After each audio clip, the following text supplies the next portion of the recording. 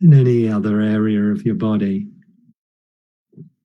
inviting to relax, feeling your breathing, inviting a relaxed breathing. Relax and be aware. And see if you can meet whatever you're experiencing right now with kindness, with acceptance, with care.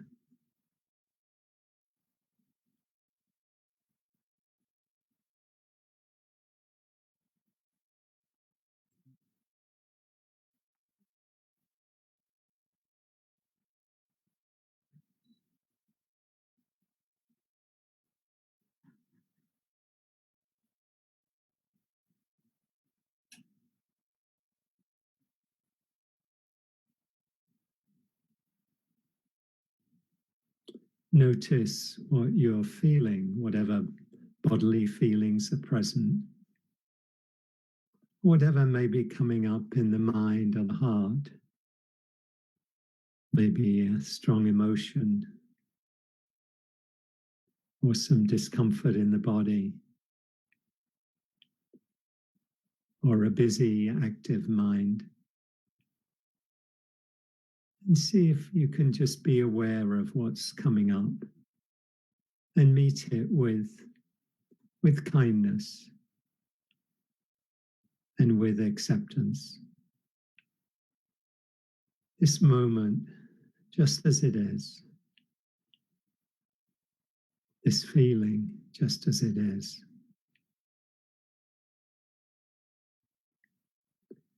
This thought, just as it is.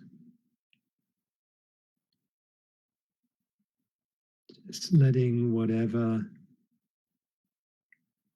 is here, whatever's present, letting it come, letting it be, letting it go.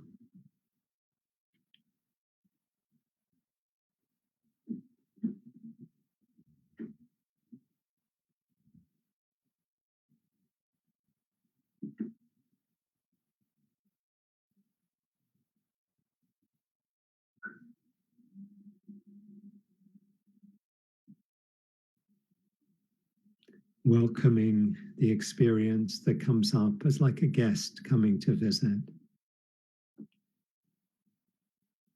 As Rumi speaks of, welcome the guests, even if they're a crowd of sorrows who sweep your house empty of its furniture. Still treat each guest honorably. He may be clearing you out for some new delight.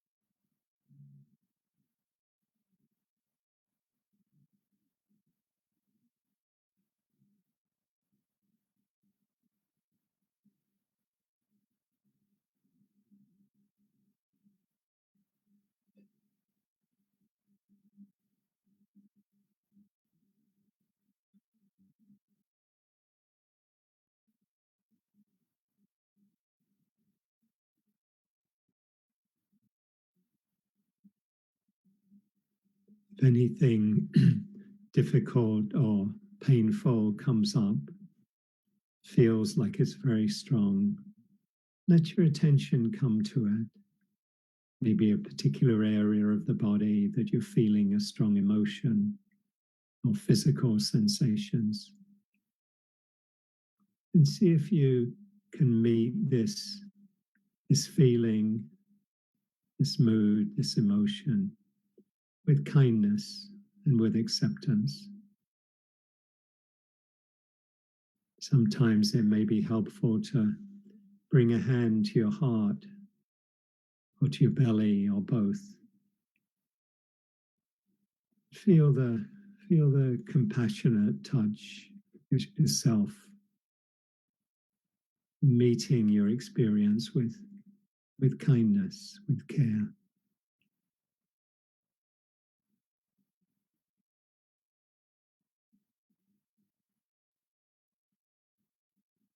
There's a lot that all of us are holding in these times. And so it's important that we really make space for what's here, for what we're experiencing, to hold it with kindness, with acceptance, without judgment.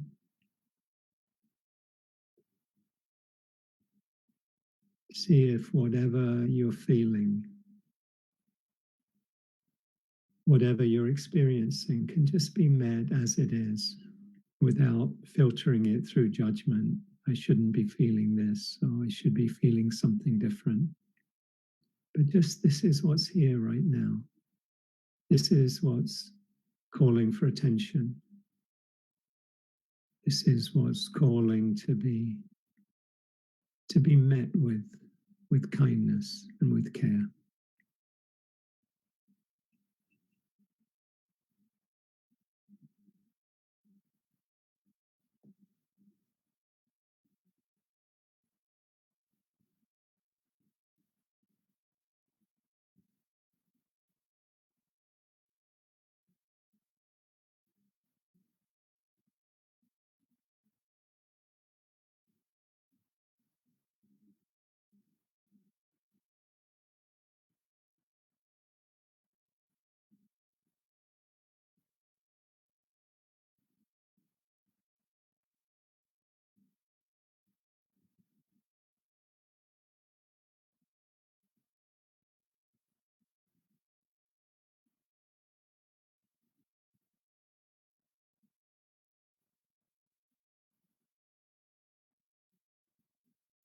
Whatever's present for you, see if you can hold it in a space, a field of kindness, a field of compassion towards yourself. Maybe reflecting at the same time that what you're experiencing is probably in many ways very similar to what many people are experiencing. And feeling our connection with others, that we're not alone. This is a shared human experience that we're going through. All of it is a shared human experience, but speaking particularly about the time we're in right now.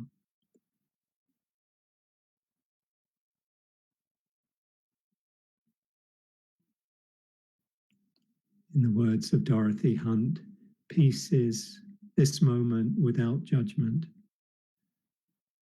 this moment in the heart space where everything that is welcome.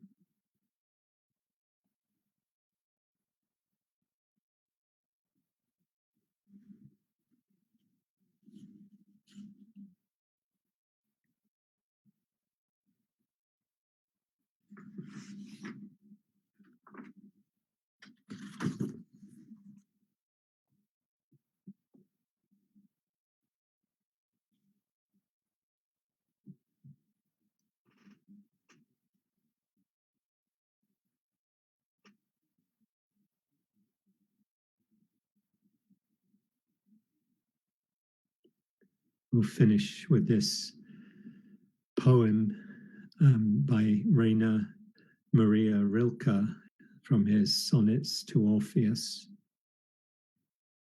one of his best loved poems. Be ahead of all parting, as though it already were behind you, like the winter that has just gone by. For among these winters, there is one so endlessly winter that only by wintering through it will your heart survive. Be forever dead in Eurydice, more gladly arise into the seamless life proclaimed in your song. Here, in the realm of decline, among momentary days, be the crystal cup that shattered even as it rang. Be and yet know the great void where all things begin, the infinite source of your own most intense vibration, so that this once you may give it your perfect assent. To all that is used up, and to all the muffled and dumb creatures in the world's full reserve, the unsayable sums, joyfully add yourself and cancel the count.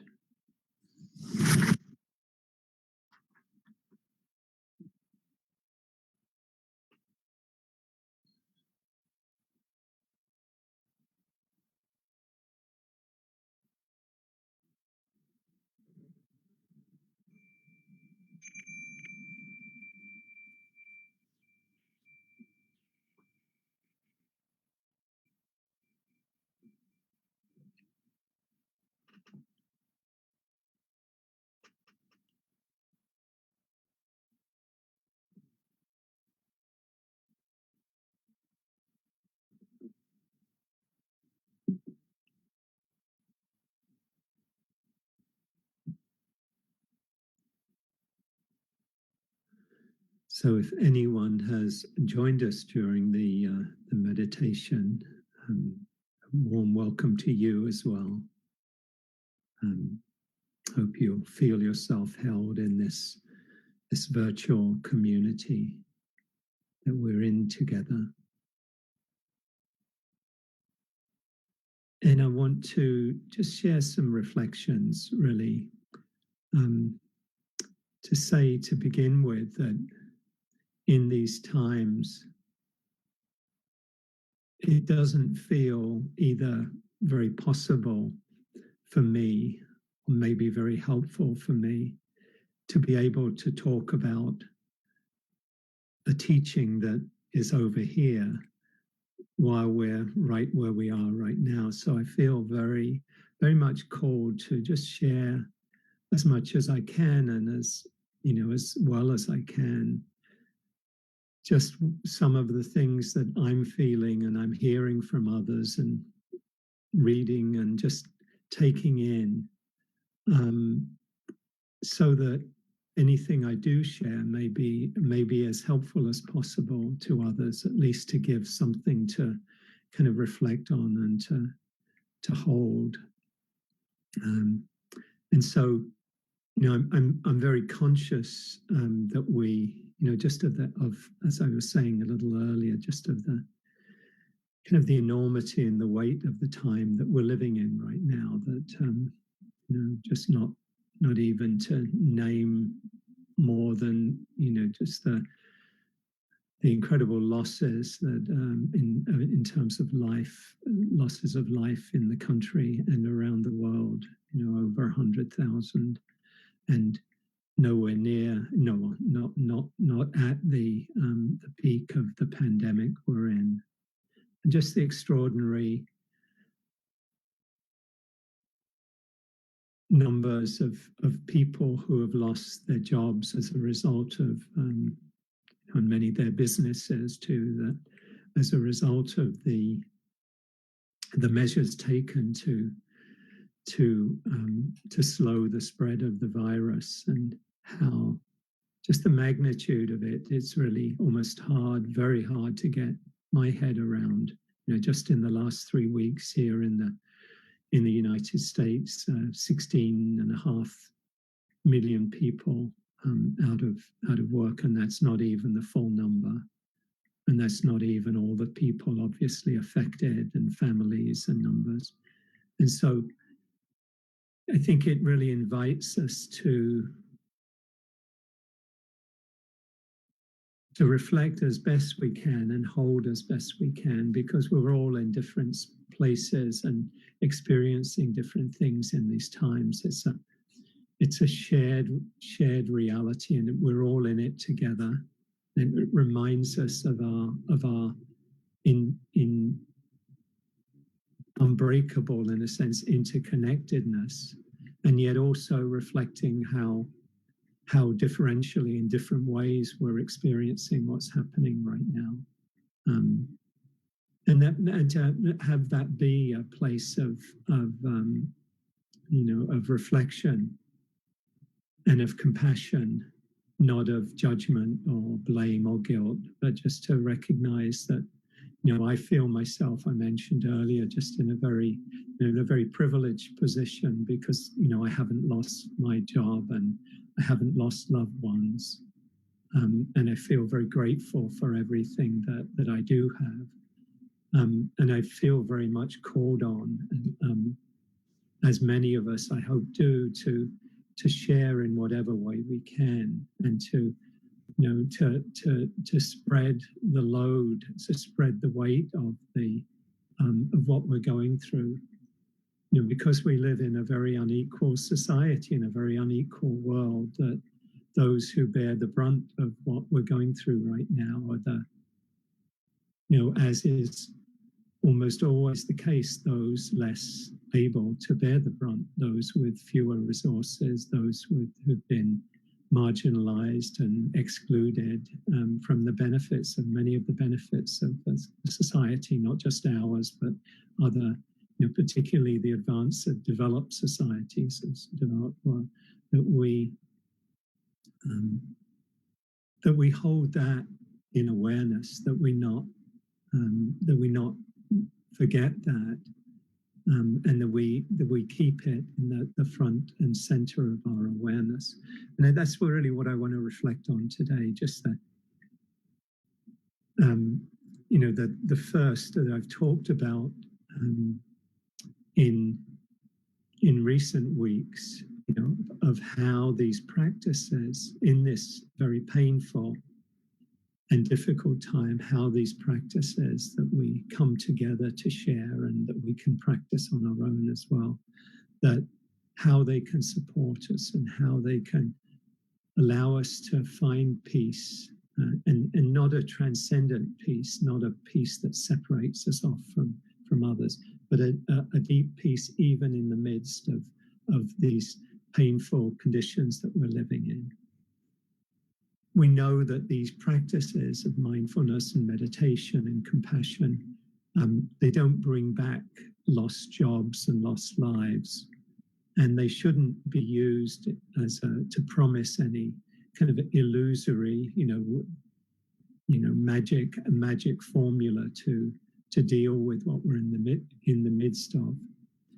They're not a panacea, and they shouldn't obviously be seen that way.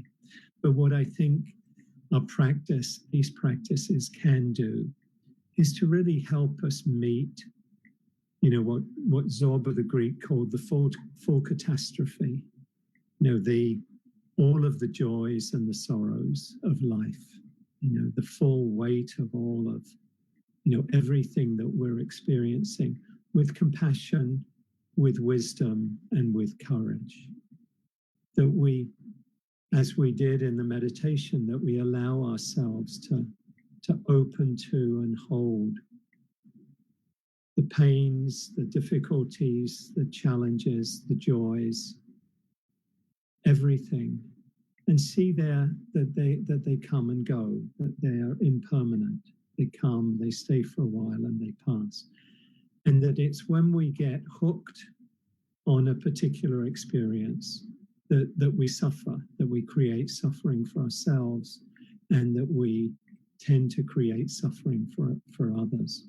So if we are going to be able to hold what life has brought us all at this time, if we're going to be able to hold that in a compassionate and I'd say a courageous way for all of us, and a wise way, then we're called on to hold our own experience in this way. Because if we don't bring awareness to what's coming up for us, we tend to go into fear, we go into worry, we go into anxiety, we go into fight or flight, we go into a kind of separate place, a defended place.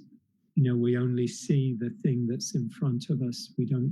We, in a sense, we disconnect fully from ourselves, or we disconnect from the fullness of our life and our aliveness.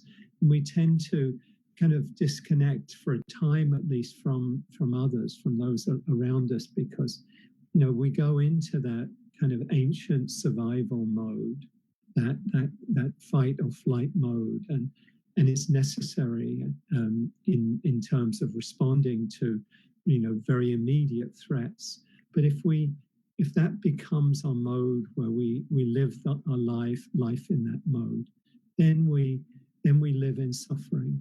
And so having a practice that allows us to kind of open to and experience the impermanence of these changing experiences, phenomena, then we're strengthened, we're fortified in meeting our own experience and meeting the challenges of life more broadly. Carl Jung said, what is not brought into consciousness comes to us as fate. What isn't brought into consciousness comes to us as fate. If we don't bring into awareness our experience, we act it out in some way, and ultimately becomes our fate. And Albert Camus said, we all carry within us our crimes, our ravages, our places of exile. Our task is not to unleash them on the world, but to transform them in ourselves and in others. So this practice is really one of transforming, kind of,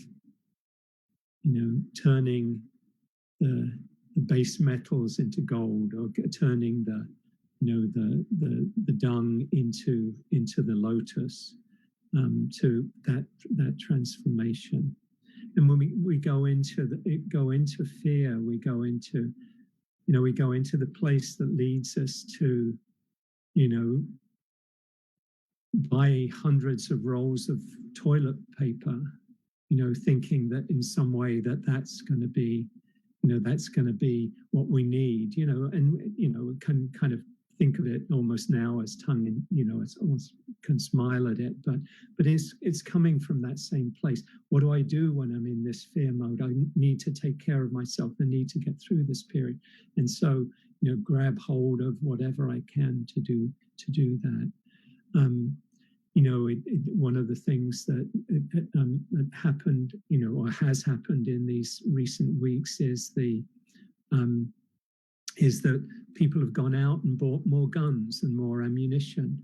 And again, I'm not saying that from a blame or judgment place, but just as a reflection that this is where we go when we're caught up in fear. One place we go is, what could happen? We imagine all the things that could happen.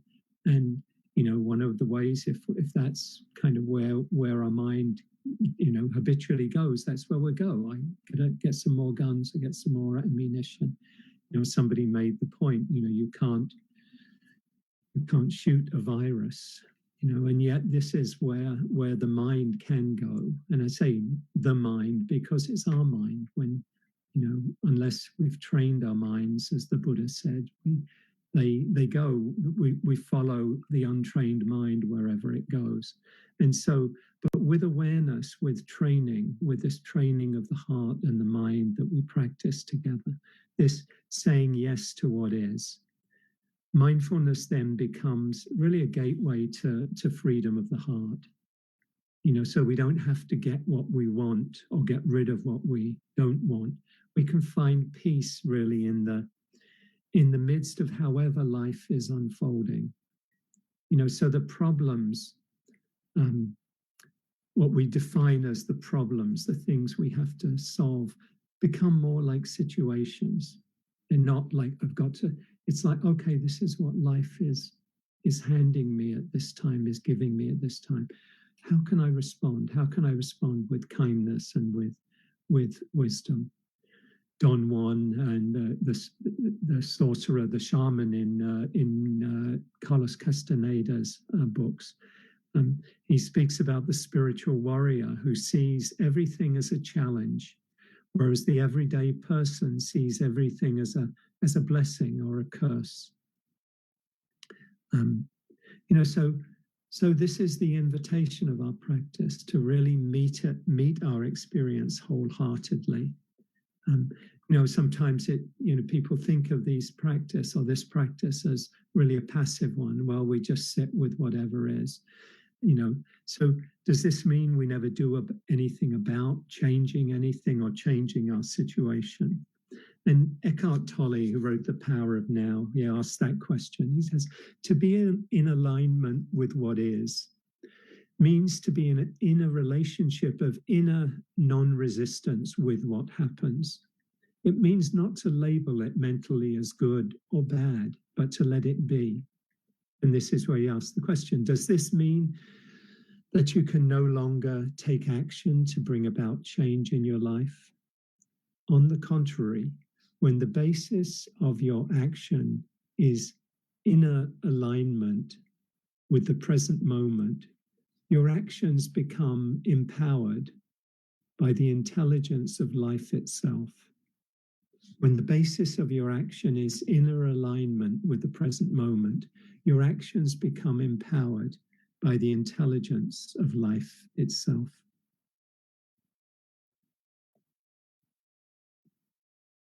And so what naturally arises when we open to our experience with kindness and without judgment, you bring a compassionate awareness to our experience, is that we connect with others, we care about others, we want to help them if they're suffering. And we see this in the millions of acts of kindness from the medical workers, from those reaching out to support a neighbor in need, all the many acts of kindness we've heard about or we've seen on the news, that remind us that we're all in this together. And this is a kind of the direction that we can go in, and we do go in when we're able to open to our experience, to ask ourselves, how am I meeting this moment, and to meet it with kindness and with care. And one of what I've been reflecting on in these weeks particularly, and in recent times, and I've shared this at earlier sessions, of how in the time that we're living in, and this I speak of the time before the pandemic as well, that there's so much that we're experiencing that we don't even allow ourselves time, or don't have the chance to really take in the weight of, the experience of, before we have to move on to the next thing, whether it's a school shooting or another tragedy, or just another outrage in the body politic. One thing happens and then we're on to the next. And it's like but we really, I think, don't have the opportunity to really take in the experience and feel our own pain, feel our own sadness, feel our own grief. And I liken this to the term unmourned grief, which is often associated or seen in people who've experienced, done some maybe terrible things or experienced terrible things, sometimes military veterans, that they carry unmourned grief, grief that hasn't had a chance to be processed. And it just feels to me in this period that this is part of what we're holding. We're holding grief in ourselves that hasn't been, that we haven't had an opportunity really to allow ourselves to fully feel and release. And our practice can help us to do this when we come back to ourselves and to our experience.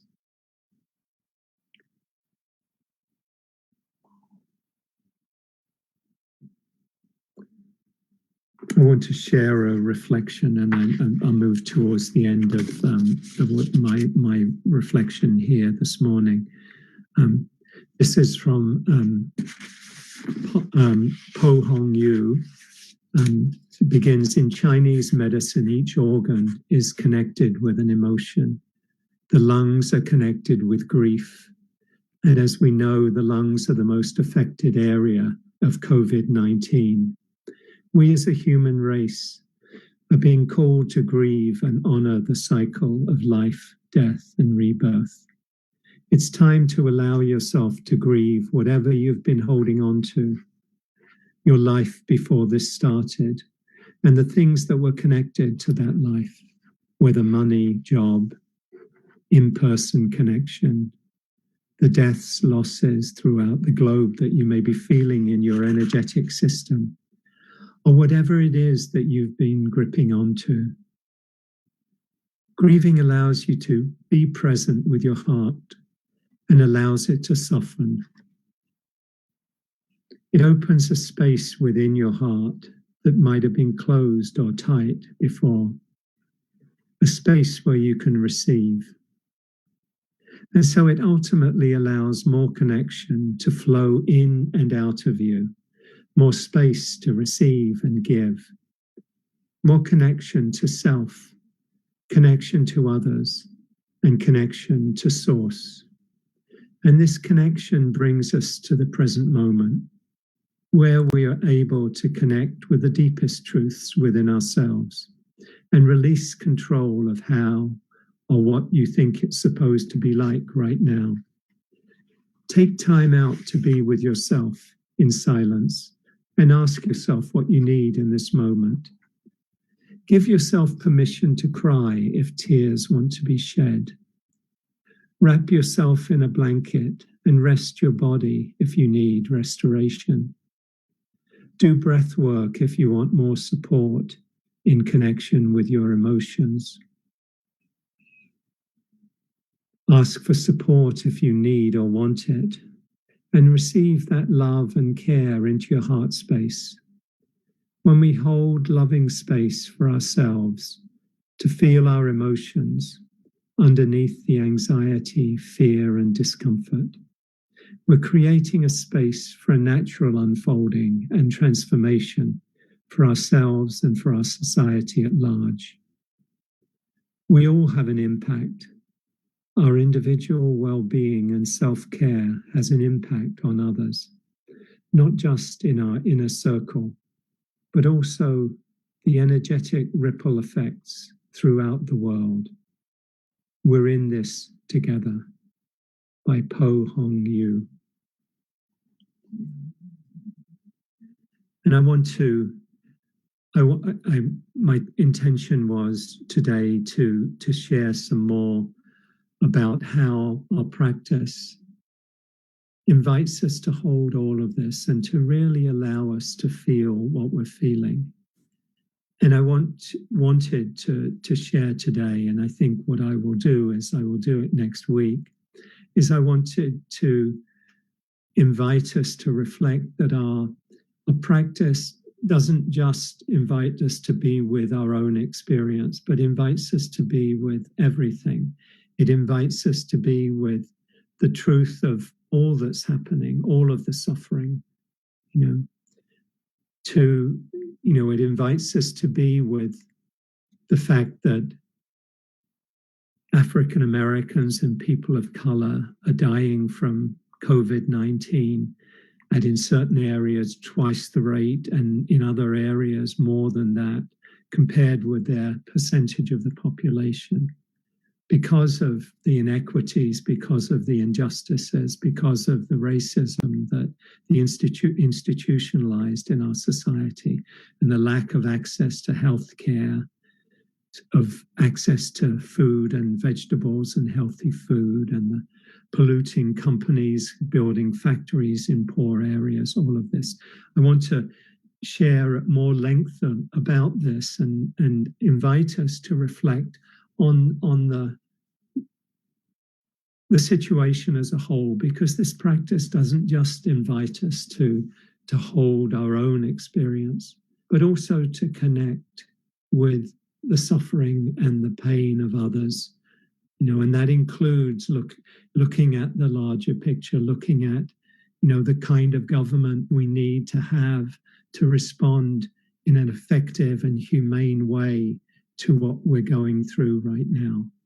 And to not flinch from, inviting all of this into our practice with compassion and without without reinforcing judgment and blame and anger, but to hold that and to recognize that this is very much at the core of our practice as well. It's not a practice for transcending all of this, but to really opening to it and allowing everything into our hearts and responding with compassion, with wisdom, with care, and with courage.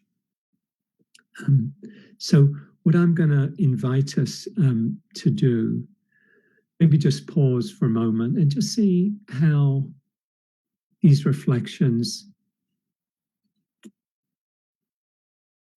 have landed for you, and the meditation today and the being together with others. Just take a moment or two to check inward.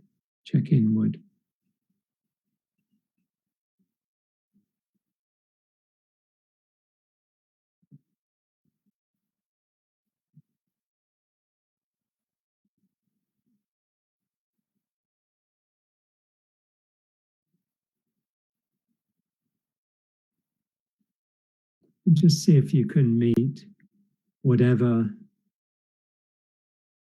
is present right now with kindness and with care. Just breathing in, let the breath help you hold whatever you're experiencing. And let it help you hold whatever comes up in your daily life over these days.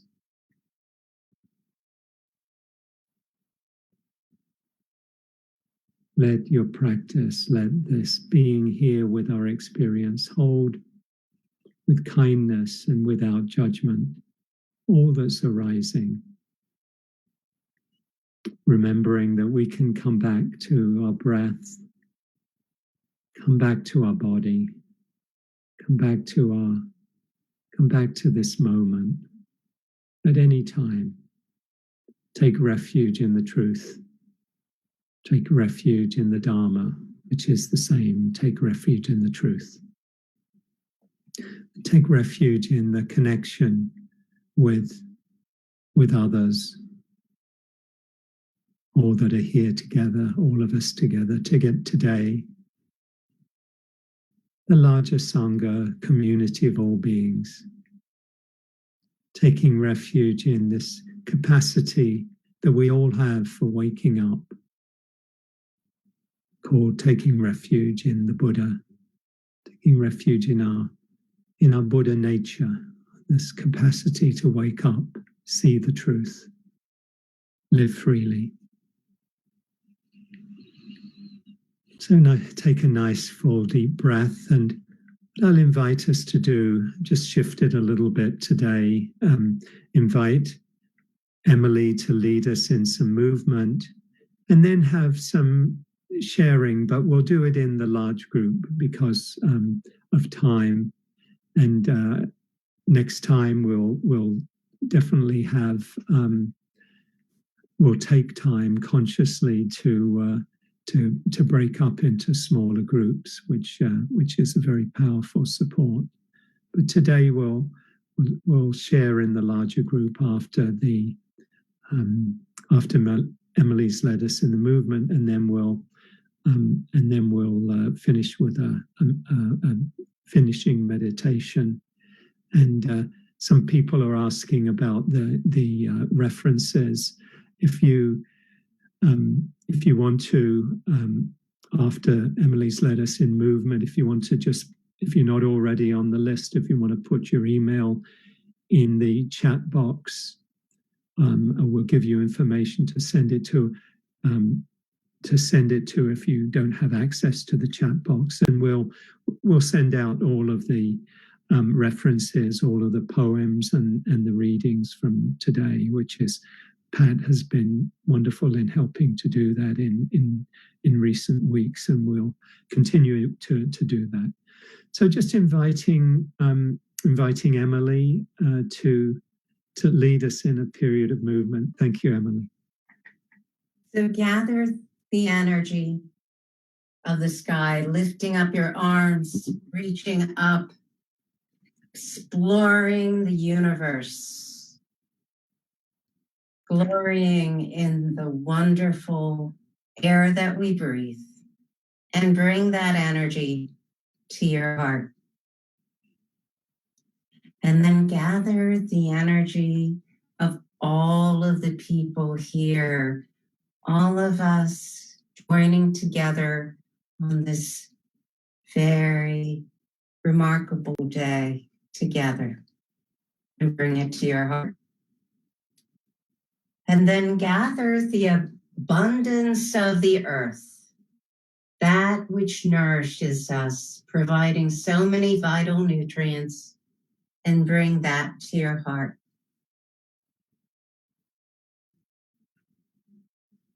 And placing your arms up like a cactus, we're going to be going to the right 3 times and then to the left, but take a good deep breath in.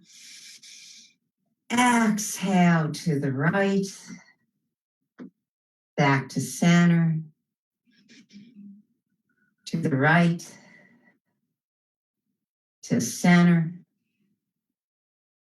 and to the right, and center. Another deep inhale, and exhale to the left, and center, the left, and center, the left, and center. Now drop just your forearms down and lift up and down and lift up and down. Lifting up, reaching up. Now float those arms down along your sides. And now grasp, coming back up, grasp your right wrist in your left hand, breathing in. Exhale to the left. Finding your rib cage on the right, expand. Breathe into that right rib cage. And exhale back to center. Switch hands, grasping the left wrist in your right. Inhale and tilt to the right. Feeling the expansion in your left rib cage. Breathing in, extending out, and exhale to the center. Float your arms down. Then grasp your hands at the back of your waist and extend your arms out. Bringing your hands back to the waist. Inhale. Lengthen those arms, feeling the openness in your chest. And back to center. Inhaling. And lengthen and open with an exhale. Inhale back to your waist. And release your arms. Have a little dance. All by yourself. Just enjoying where you are right in this moment. And now the last movement is to place your hands above your knees. Deep inhale, and just allow your head to drop. Your shoulders your upper back, folding in, arms along your sides or just dropping down to the floor, whatever feels good to you right now. Inhale and exhale with a sound. Oh. Inhaling. Oh. Last time. Oh. And now placing your hands back above your knees. Lifting up, releasing up to the sky. Back to everyone present with your compassion and kindness. And back to the earth. Thank you so much. Thank you, Emily. Thank you, Hugh. Beautiful. Thank you. So, well, just to invite anyone who would like to just share briefly, or if you have a question, if you have access to a raise your hand function. And what we're going to try to do here is to invite folks who are new or we haven't been around for a while, and just looking through, seeing all the faces. Lovely to see everyone. And you see, Julie, would you like to unmute yourself?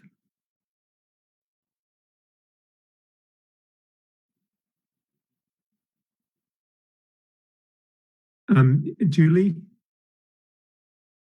Oh, I think I can unmute you. Are you trying to unmute yourself, Julie? Yeah. Okay, I think you're. Yeah, somehow that's. Nick, is there any way?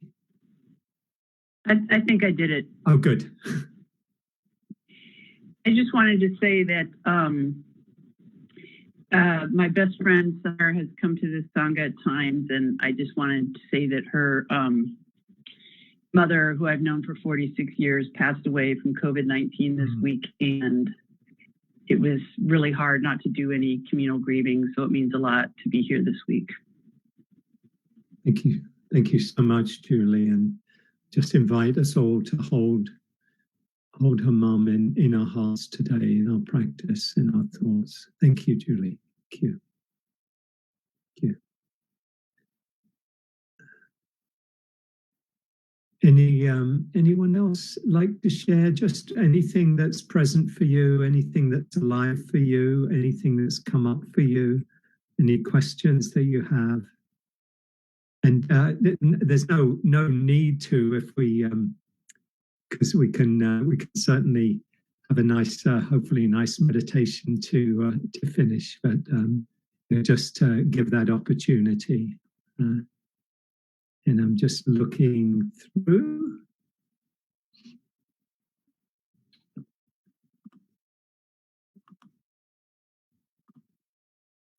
And if Can I?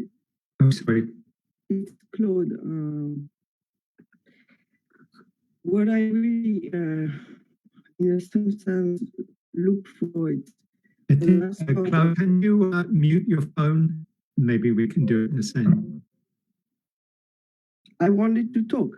Oh, sure, great. Sorry, I thought you were I answering. know it was slow to come, but Yes. so I wanted to say that the most difficult part right now is to feel helpless, in the sense that we are in our bubble, and that's why the last part of your talk really resonate a lot with me because I feel it very, very difficult to just be there and it's not just the African American, it's all the people, for example, who have the cancer treatment right now, and I feel for them, and I feel also for all the migrants, the people who don't even have a home, those who are still under war, and so on and so on. So it's very heavy. Yeah. Yeah. Yeah. Thank you for sharing that, Claude. And I don't think I wanted to just point particularly to some of the things that I think we're aware of, in terms of the disparities that reflect the disparities of the society, and that be, just that is part of our practice too. And thank you for sharing very much in our practice too. And thank you for sharing that. I'm not seeing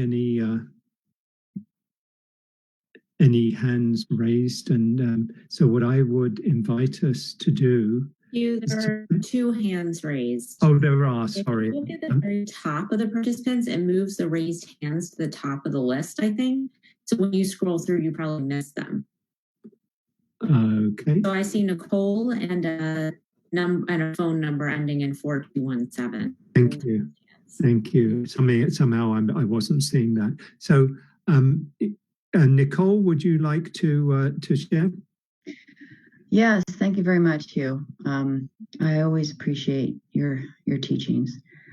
I guess what I'd like to say is that I just feel like the teachings, the sort of the basic teaching that we always are reminded of, which is so hard to do, that's why we're practicing, right? But is to really try to be with and hold in non-judgment what is present. And I just found, listening to you today, yesterday I was very tight. My thoughts, my body, my brain. I had a mild headache most of the day, from my own personal what I'm experiencing personally in my life. But I think that these teachings, and then this morning I woke up, and there was more peace and equanimity, and it was that tightness had just sort of moved. But I find this experience, what I just experienced yesterday and this morning, is so helpful in just seeing the difficulty that is with that I might be experiencing personally, but then my friends all around that are having so many different reactions and difficulties and more equanimity around this COVID-19 and being sheltered in our homes, and then even just globally to the pain of it all. So that it just really is very helpful today to see the practice benefiting at the very, very personal level, to the acquaintance community level, and to the global level. So I appreciate being able to share that. Thank you. Thank you very much. Thank you very much, Nicole. And there was a phone number, somebody calling in on the phone, and maybe we'll make this the last sharing. I think that was Claude. Oh, okay. All right. Moon. Okay, Moon. Oh, I'm sorry. You. Go ahead. Yeah, hi, Moon. Yes, that was a wonderful insight about the lungs and grief. I read also in the Washington Post that the condition of the kidneys is very important too. So I'll be looking. I'm sure that has to do with cleansing or something. I feel immense grief and suffering like so many of us, and I'm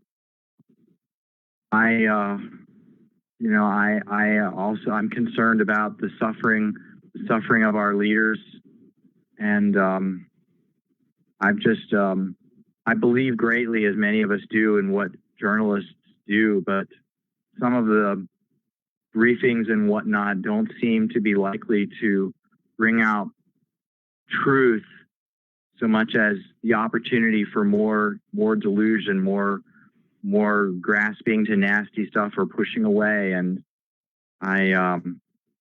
it's not generally talked about, although it's biographers, but to me, there's just an obvious connection. Our president was abandoned not because of her fault, but his mother became very sick when he was around 1 year old, and he was abandoned essentially because she was in the hospital for many months. And can I interrupt you, Moon, just to say, can you that your sharing of that, I think, is really powerful, and I just would like to invite that to be the reflection, maybe, what you shared so far, so that we don't kind of go too much into, biography and story, but that sharing, that of the president at a very young age being abandoned, and what the meaning of that. I think we can all take that in, that adage that hurt people, that those who cause harm and suffering are themselves suffering, and that it really opens the heart to compassion. And just to invite us to hold that in our hearts as we finish today, if that would be okay, Moon, to do that, so that we don't kind of go into too much of the discussion element right now, because I think we know what's going on in the politics, and really our practice is the holding that, the holding of all that's coming up for us with compassion. So would that be acceptable? Would that be okay, Moon? Of course, it just evokes my own trauma and identification with that. Perfect place to stop. Thank you, Hugh. Thank you very much, Moon. Let's take all that's been shared this morning, and all that we're feeling of being connected with each other, and all that we're holding in these times, and just sit together for the final 10 minutes.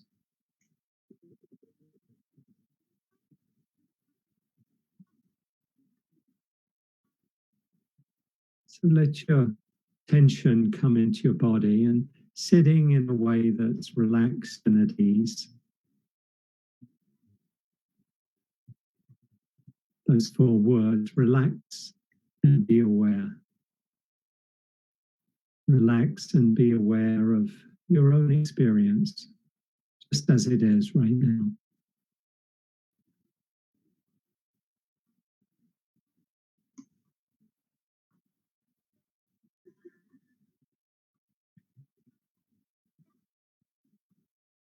It's helpful taking a deep breath or two to help us settle again, allowing us to be here.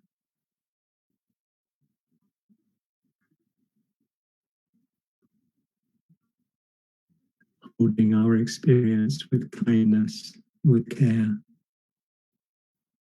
without judgment, without judging what's here.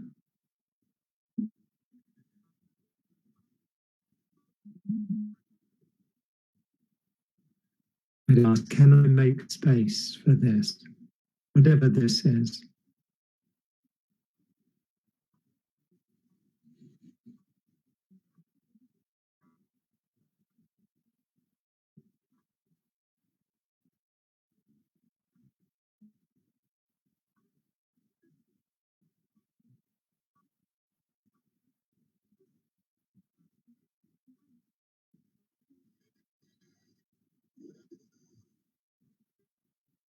Just feeling this life breath coming in, breathing in and leaving the body.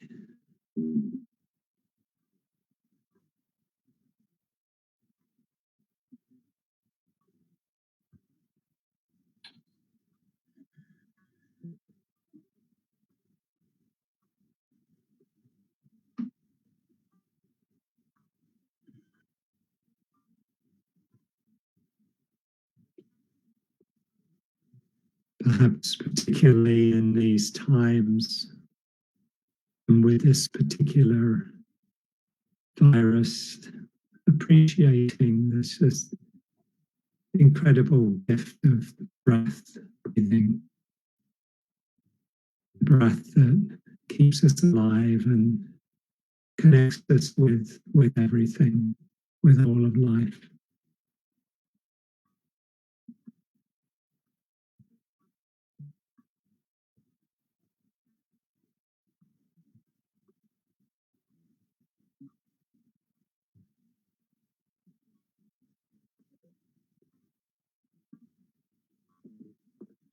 Breathing